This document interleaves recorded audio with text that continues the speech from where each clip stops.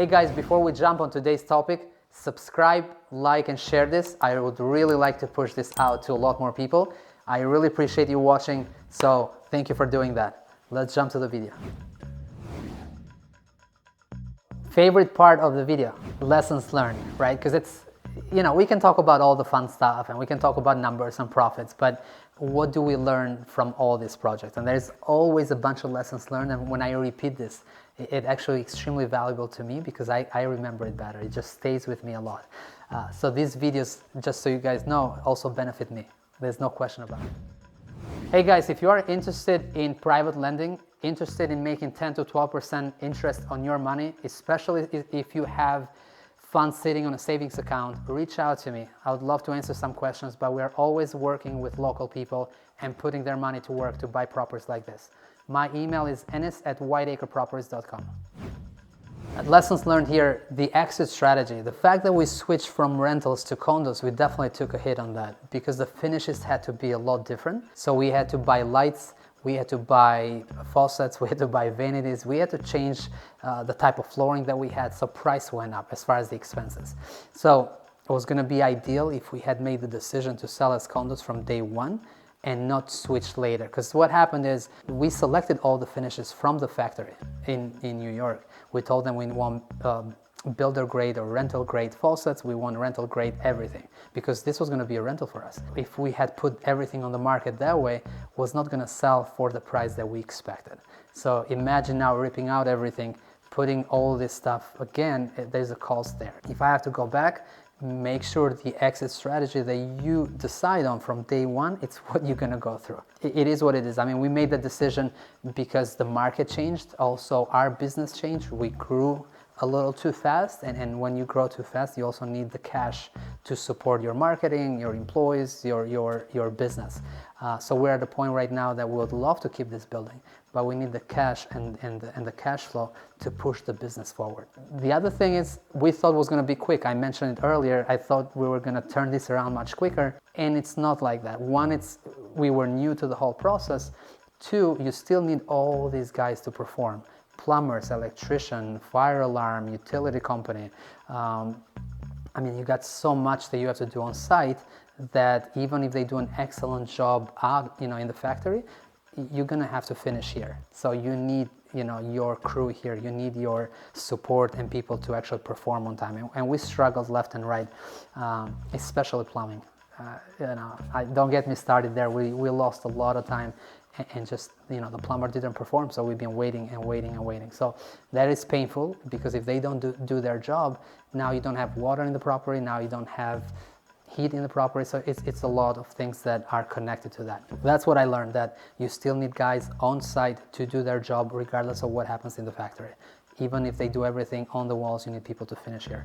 If I had to do this project over, I was probably going to start with the architect that was employed by the Modular company. Because if they control that process, first of all, they can value engineer everything. They can tell you what the building should look like. Where do you maximize your dollars? If you start in Boston, like we did with a local guy, he's going to build according to his plans and what he thinks is best.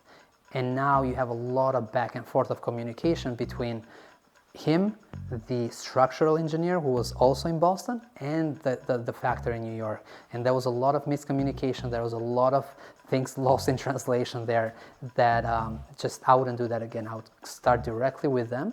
I would hire them and have them design the plans, have the engineers on staff and deal with that whole group, instead of going back and forth from different teams in different locations. All right, a couple small things. Delivering these huge boxes was a pain, especially in a city like Boston. Like I said, it was tough finding parking for the boxes, finding a route because there's only some streets where you could drive these huge wide boxes.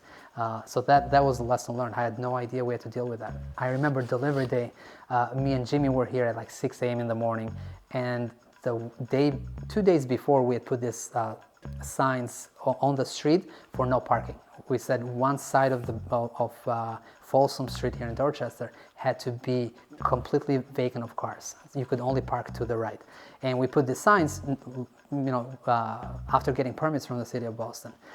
And we come here at 6 a.m. I think delivery of the truck was going to show up at like 6:30 or 7, and was full. Like 12 cars, everybody was parked, nobody cared. Imagine knocking on doors at 6 a.m., calling the police, saying, hey, we got these permits, we got to tow 12 cars, which nobody wants to do.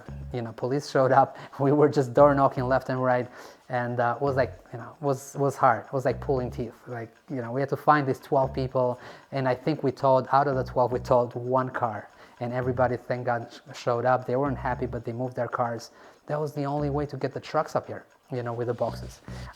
So there's a lot of lessons learned like that, but unless you go through it and experience that, there's no way to tell. I mean, you could see this video, but it was just a different experience. Again, I'm super pumped, super excited that after 4 years, this project is on the market, and we're gonna do really well with it, money-wise, so I'm happy. But I'm more excited because I learned the whole ground-up new construction, what worked here, what didn't. I learned a lot about modular, so that makes me a better developer and investor because I can rinse and repeat this, and I know things that are important or what to look out for. Hope you're liking the content. Again, give me some feedback. I really want to know what you guys are thinking.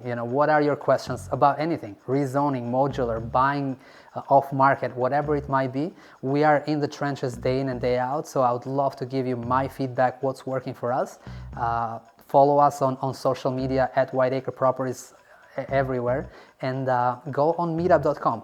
I would love for you guys to join us when we do our networking events, because that's how you grow as an investor, from learning from each other. I learned a ton from others, and this is a way for me to pay it forward. So hope you're liking this. See you soon.